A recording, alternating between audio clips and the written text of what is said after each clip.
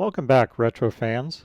I'm Ken, and after a long hiatus, I'm back with another episode of the Retro Old Guy. In today's episode, we'll use a modern 64-bit application to navigate a Commodore 1541 disk. With so much time on my hands lately, I've been amusing myself by doing some forensics on standard Commodore 1541 floppy disks, or more specifically, the D64 image files. I've created a 64-bit application on my Mac computer to read and parse the file system, and also to read and parse the files contained within. This was the first version of my application, and we also have some D64 image files to use for demonstration purposes. To start, simply drag and drop a D64 image file into the window, and it will display a directory similar to what you see on the Commodore 64. My goal was to simply read and display the directory of files, plus the file starting address if it was a PRG file.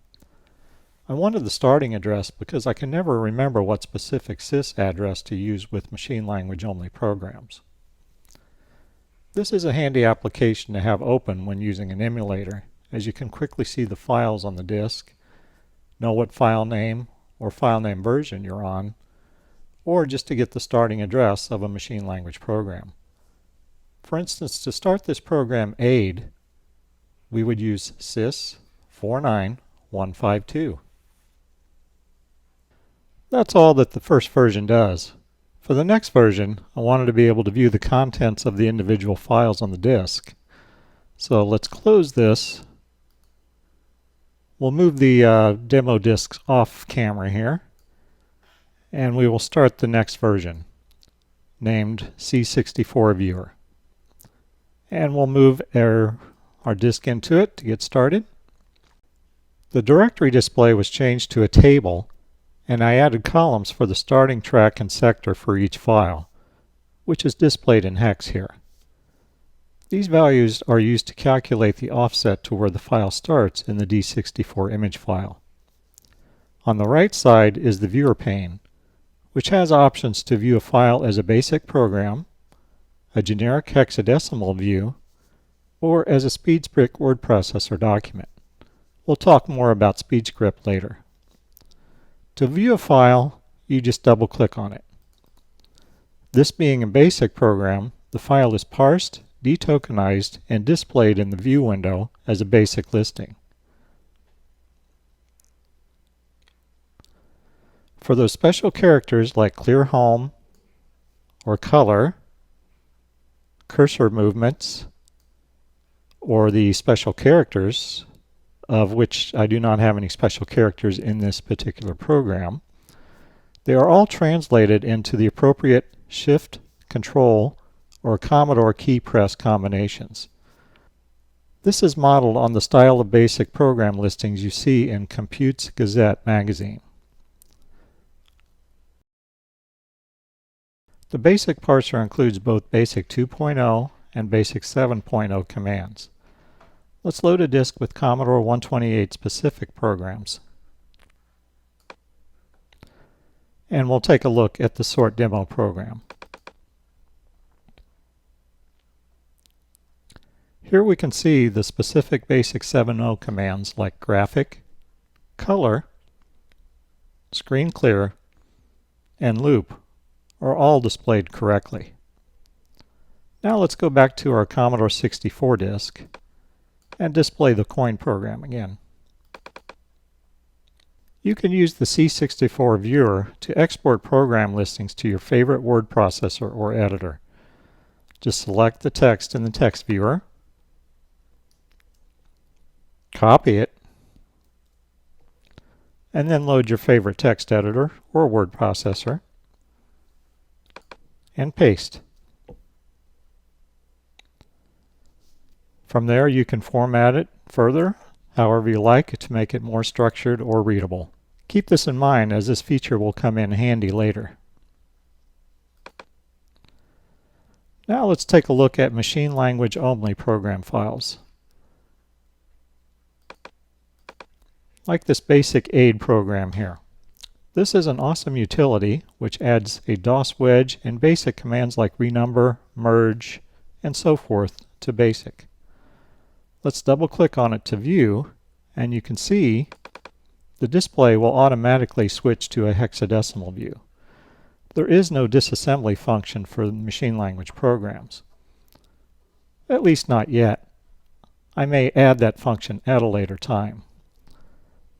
Unless you can read hexadecimal and convert that into assembly, you won't see anything here except text messages that the program can display you, such as error messages. If we scroll down to the bottom here, you can see the messages that are contained within the aid program. You can switch to the hex view for any type of file. Note that the hex view mode remains on until you switch it to something else though. Let's go back to our coin program again, and you can see it's still being displayed as hex. We know it's basic, so we can switch back to basic or hex. Next, I'll load my VIC-20 specific disk, and we will take a look at the Hangman PRG file. As you can see, this is a basic stub loader for a machine language program. You can switch to hex view to see the rest of the bytes, but since there's no disassembly function yet, there's nothing to really see. For sequential files, you will get a standard ASCII view of the text. For instance, this data file, which is just a large word list for the Hangman game. Let's take a look. Just double click, and you'll get a very long list of words for the Hangman game. Fun fact here, I created this word list by going through every page of a pocket dictionary and selecting 2 words from each page. All of that work just so I could have a one-player Hangman game. Anyway though, any file that uses ASCII, or PETSCII I should say, can be easily viewed. And with that, we will segue right into word processors. Here I have the EasyScript word processor, which was released in 1982 and is the word processor I use to create all of my college reports, essays, term papers, etc. Above the dashed line here is the EasyScript program, and below are the documents stored as SEQ files. Let's examine the Zaxxon document.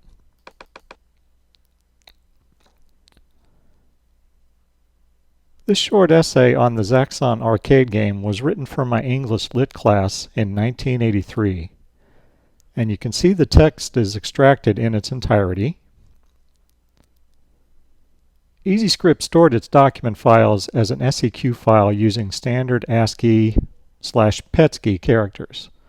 The non-standard characters you see at the top of the document here are the formatting commands. The LM was the left margin, RM the right margin, SP2 meant the document was double-spaced, and so forth. As we did before with the basic program listings, you can copy and paste the text of your documents into a word processor or text editor of your choice. As before, you just simply select the text, copy it, and paste it into your word processor. From there, you can format it however you like.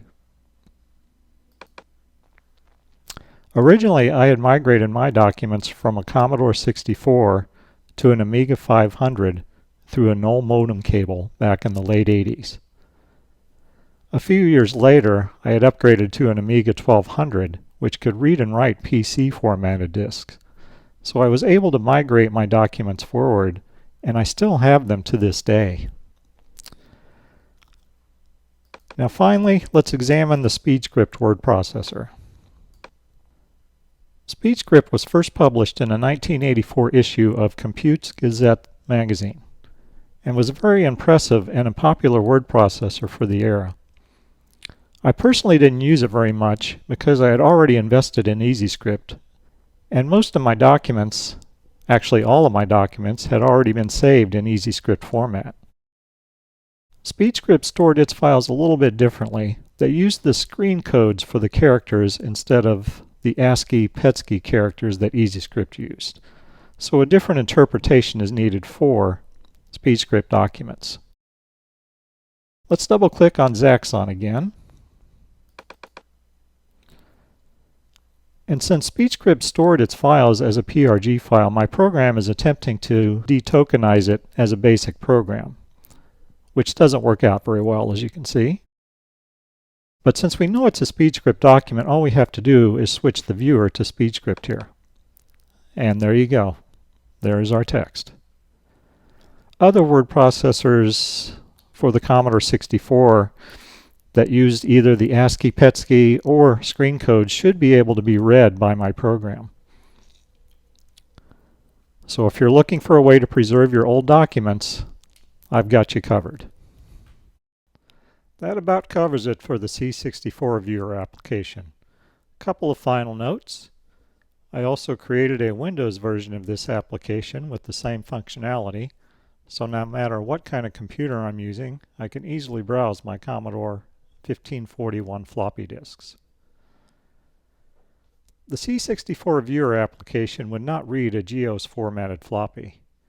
I could read and parse the system disk that you have to boot from, but floppies formatted inside of GEOS have a different structure. This could be a future project, but not an urgent one, because while I did have GEOS, I never really did create or store any personal documents with it. And finally, in the next video, we will examine a 1541 floppy disk format, how it's structured, and how files are stored on the disk. So everyone stay safe, stay healthy, and I'll see you next time.